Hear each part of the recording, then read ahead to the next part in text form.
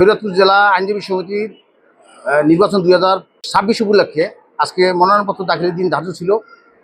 তো তারই ধারাবাহিকতায় আজকে সকাল 11টা থেকে 2টা পর্যন্ত মনোনয়নপত্র দাখিলের কথা রয়েছিল।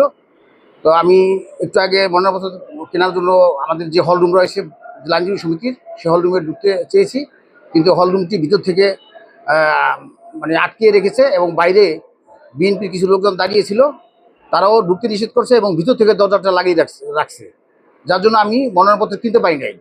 আমি শরীয়তপুর জেলা এনসিপির প্রধান সমন্বয়কারী হিসাবে এনসিপির পক্ষে এবং এখানে যে আমাদের জোট রয়েছে সেই জোটের পক্ষে আমি সাধারণ সম্পাদক পদে শরীয়তপুর জেলা আইনজীবী সমিতির যে 2026 সালে নির্বাচন রয়েছে সেই নির্বাচনে অংশগ্রহণ করার কথা ছিল আমার।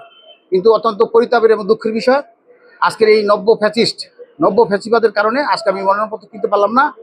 আর 2024 সালে যে গণ অভ্যুত্থান হয়েছে সেই গণ অভ্যুত্থান কিন্তু এই ধরনের গণতন্ত্রকে হত্যা করার জন্য নয়, গণতন্ত্রকে পুনরুজ্জীবিত করার জন্য এই গণ অভ্যুত্থান হয়েছিল। কিন্তু আজকে অত্যন্ত দুঃখের বিষয়, আমরা দেখলাম এখানে কি হলো, তারা জোরপূর্বক তাদের যে 15 জন নির্বাচনী যে নির্বাহী কার্য পরিষদ রয়েছে সেখানে 15 জন সদস্য থাকে, সেই 15 জন তাদের বিএনপির মধ্যে থেকে শুধু এটি বিক্রি করছে।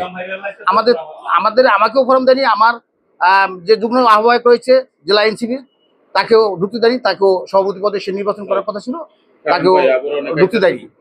এই হলো আজকের শরীয়তপুর জেলা আইনজীবী সমিতির অবস্থা।